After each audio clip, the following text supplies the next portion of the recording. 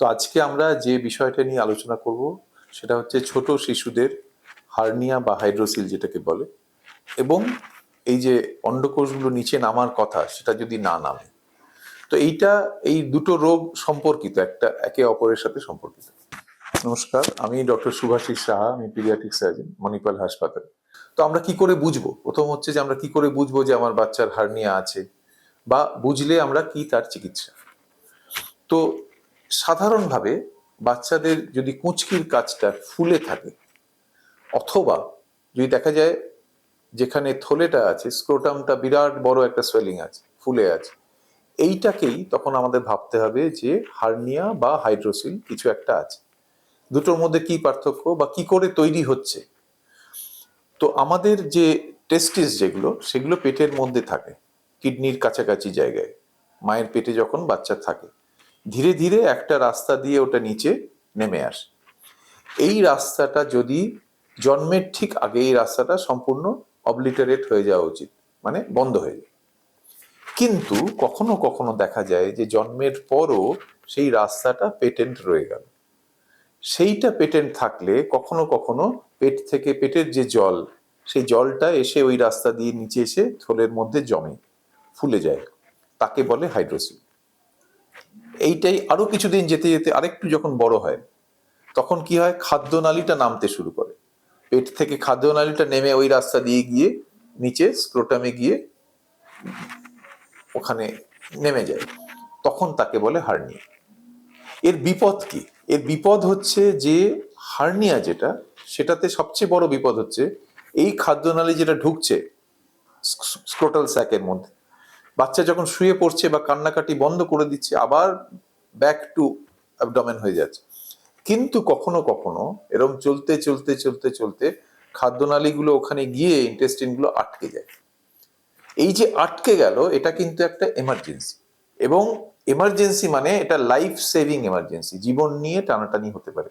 যদি খাদ্যনালীগুলো নিচে স্ক্রোটাল স্যাকে গিয়ে আটকে যায়, তার ব্লাড সাপ্লাই নষ্ট হয়ে যেতে পারে, তাকে এমার্জেন্সি অপারেশন করে সেই হার্নিয়া তো চিকিৎসা করতেই হয়, তার সাথে অনেক সময় খাদ্যনালীটা পচে গেলে খাদ্যনালীর একটা অংশ কেটে আবার জুড়ে দিতে হয়। তো এটা একটা বিরাট লাইফ থ্রেটনিং ব্যাপার।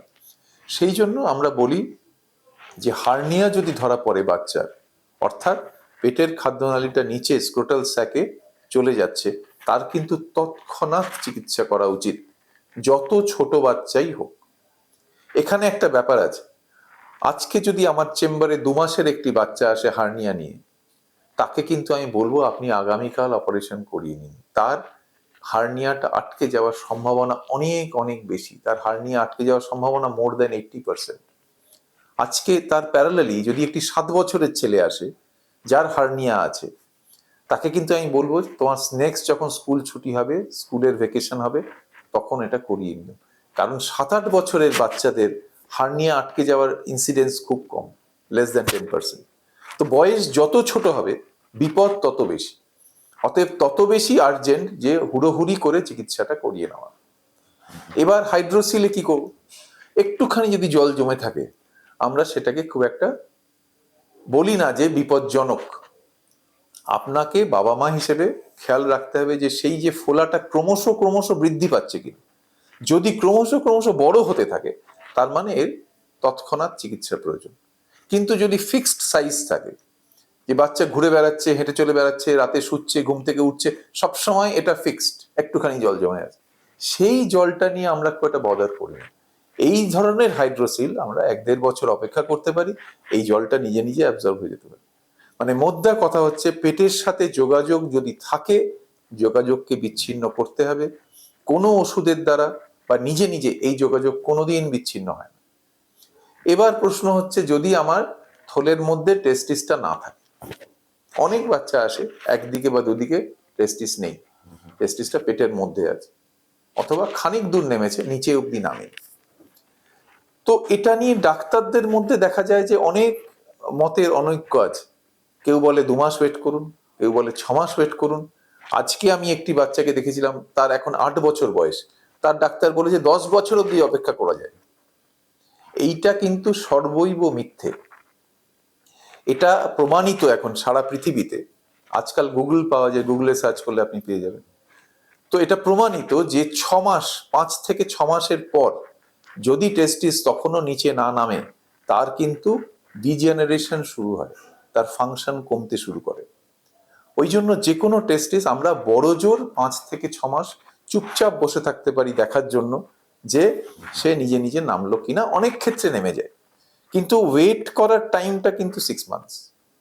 6 মান্থসের পরে কিন্তু আমাদেরকে একটু হুড়োহুড়ি করেই ওটাকে সার্জিক্যালি নিচে নামানোর ব্যবস্থা করতে হবে। এই সার্জারিটা খুব ছোট্ট সার্জারি।